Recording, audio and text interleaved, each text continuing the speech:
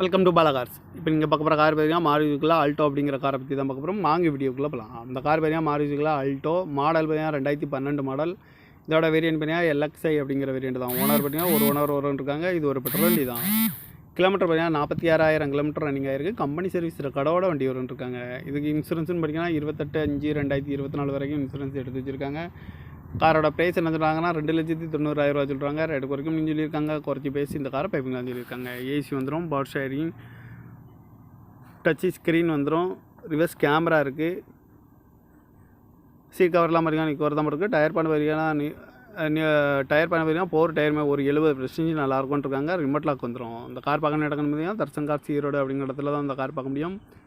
TN 38 BB 3111 அப்படிங்கிற நம்பரில் தான் இந்த கார் இருக்குது அப்படின்னு இருக்காங்க.